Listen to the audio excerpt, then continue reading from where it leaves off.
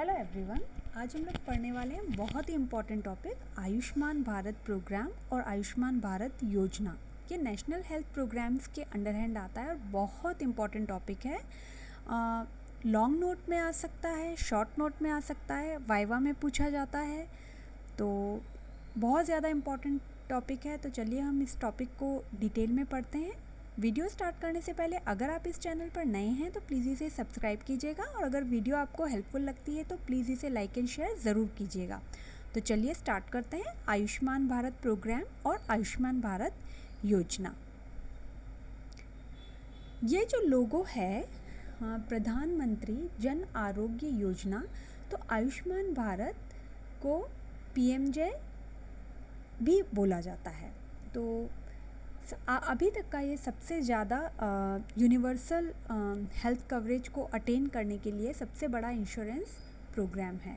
ठीक है, तो to achieve universal health coverage in February 2018 two major initiatives in health sector were taken to cover the preventive and promotive interventions at primary, secondary and tertiary care system। तो universal health coverage को attain करने के लिए दो major initiatives लिए गए health sector के अंदर। ठीक है, ताकि हम प्रिवेंटिव, प्रोमोटिव इंटरवेंशंस दे सके primary, secondary and tertiary levels पे। ठीक है, तो मेन जो आयुष्मान भारत योजना का ऑब्जेक्टिव क्या था कि वेलनेस रहे पुअर फैमिलीज़ को, मेडिकल बेनिफिट मिले जो पुअर फैमिली हैं, उसमें उन्होंने इंक्लूड किया था इंश्योरेंस कवरेज, जो कि अभी तक का सबसे बड़ा इंश्योरेंस कवरेज है। तो जो पुअर फैमिली है, तो जो भी बीपीएल रहती हैं, यानी जो बिलो पॉवर्टी लाइन होने वाली जो फैमिलीज़ होती हैं, मेनली उनके लिए ये बेनिफिट दिया गया है। ठीक है, तो आयुष्मान भारत प्रोग्राम या योजना को नेशनल हेल्थ प्रोटेक्शन स्कीम और मिशन भी बोला गया है। ठीक है, तो इसका दूसरा नाम नेशनल हेल्थ प्रोटेक्शन स्कीम और पीएमजे प्रधानमंत्री जन आरोग्य योजना, तो इसको ये दोनों भी कहा गया है। It has found that 85.9% rural household and 82% of urban household have no access to health care insurance. मतलब इतने जो रूरल हाउस होल्ड थे और इतने जो अर्बन हाउस होल्ड थे, इनको हेल्थ इंश्योरेंस नहीं मिल पा रहा था या एक्सेस नहीं था। तो इस चीज़ को अचीव करने के लिए क्या किया गया, health and wellness centre establish किए गए, जो कितने थे 1.5 लाख, जो कि comprehensive health care, free essential drugs और डायग्नोस्टिक सर्विसेज प्रोवाइड करते थे। ये जो हेल्थ एंड वेलनेस सेंटर थे, और जो ये कॉम्प्रिहेंसिव हेल्थ केयर में क्या था, नॉन कम्युनिकेबल डिजीज़ेज़ थी, मैटरनल एंड चाइल्ड सर्विसेज थी, डेंटल केयर, जीरियाटिक केयर, तो ये सारी चीज़ें आ रही थी, वो कॉम्प्रिहेंसिव हेल्थ केयर के अंडर एंड आती थी। देखिए, ये आयुष्मान भारत योजना का लोगो लगा हुआ है, हेल्थ एंड वेलनेस सेंटर, तो यहाँ पे ये सारी सर्विसेज प्रोवाइड की जा रही थी। अब 10.74 करोड़ फैमिलीज़ जो थी वो आइडेंटिफाई की गई जिनको ये बेनिफिट दिया जा सके। तो जो भी पुअर और वल्नरेबल फैमिलीज़ थी, बिलो पॉवर्टी लाइन वाली जो फैमिलीज़ थी, उन सबको ये आयुष्मान भारत योजना का जो प्रोग्राम के तहत ये सारी बेनिफिट देने के लिए उनको आइडेंटिफाई किया गया। ठीक है, अब बेनिफिशरीज़ कौन कौन थी, तो ये वाली स्लाइड बहुत इंपॉर्टेंट है क्योंकि ये वाइवा में पूछा जाता है। तो no cap on family size, age, gender, मतलब इसमें फैमिली साइज, एज और जेंडर का कोई इफेक्ट नहीं था। ठीक है, सबको वो बराबर इसमें गिना गया था। तो PMJ reduces out pocket hospitalisation expenses and it provide coverage up to 5 lakh per family per year. मतलब हर साल 5 लाख हर फैमिली को और हर साल दिए जाने वाला एक्सपेंसेस था। ठीक है, empanelled health care facility network. Empanelled health care facility network का क्या मतलब होता है, ये रहता है कि जो भी गवर्नमेंट ने पहले हॉस्पिटल्स वगैरह पे चेक किया ताकि कि ये वाले जो है आयुष्मान भारत योजना के अंडर हैंड आने वाले हॉस्पिटल्स हो सकते हैं, ठीक है। तो उनको हेल्थ केयर फैसिलिटी वगैरह को चेक करने के बाद में ही उनको अलाउ किया गया कि हाँ ये जो है वो इस चीज़ में है हेल्प प्रोवाइड कर सकते हैं। तो यहाँ पे क्या था, cashless and paperless services for the beneficiaries for both private and public hospitals. तो प्राइवेट हॉस्पिटल्स और पब्लिक हॉस्पिटल्स दोनों को ही इंक्लूड किया गया जो कि cashless and paperless services provide करें। PMJ beneficiaries move across borders and access services across the country, ठीक है।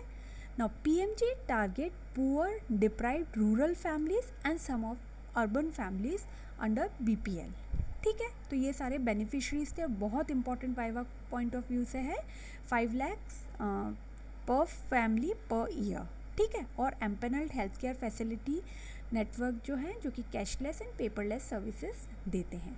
अब हम लोगों ने बोला कि भाई रूरल कैटेगरी के अंदर तो हैं, तो टारगेट बेनिफिशरीज कौन कौन से रहते हैं। तो 6 डिप्राइवेशन इन्होंने इंक्लूड किया है। D1 जो है when only 1 room with kachcha wall and kachcha roof, ठीक है। D2 no adult member up age up 16 to 59, ठीक है। D3 female headed households with no adult member between age of 16 to 59। D3 में क्या है, सिर्फ फीमेल हेडेड हाउस होल्ड है, वहाँ एडल्ट मेंबर नहीं, मेल मेंबर नहीं है।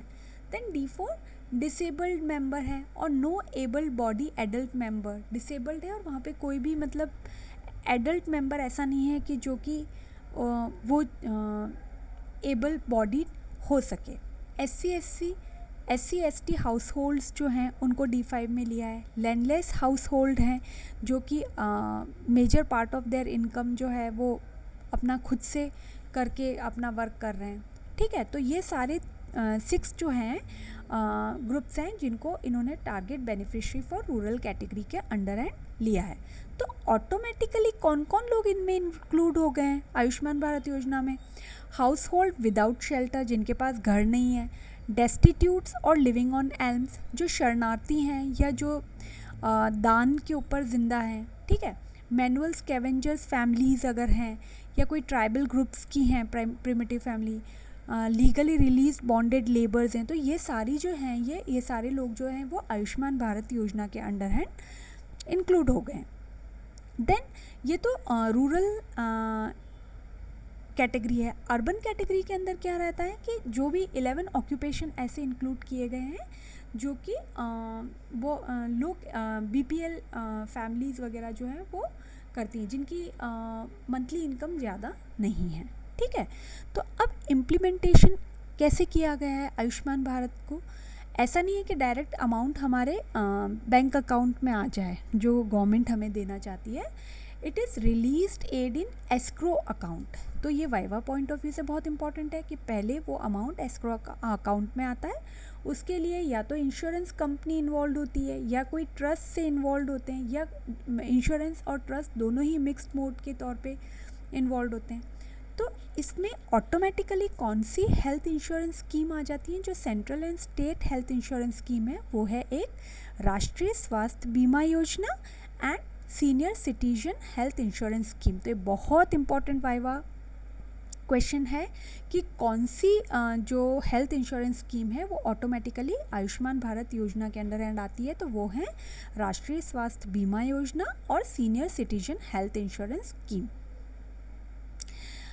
अब देखिए यहाँ पे क्या होता है, जो ये प्राइमरी लेवल है, प्राइमरी लेवल पे क्या है, जो भी सब सेंटर्स एंड PHCs हैं, ठीक है, उनको अपग्रेड कर दिया गया है। किस चीज़ के लिए, हेल्थ एंड वेलनेस सेंटर्स के तौर पे, ताकि वो 1.5 लाख तक ओपन किए गए हैं हेल्थ एंड वेलनेस सेंटर्स, और यही सब सेंटर्स एंड PHCs को अपग्रेड किया गया है और वहीं पे वो preventive, promotive, curative and rehabilitative and palliative care देते हैं। ये प्राइमरी लेवल पे।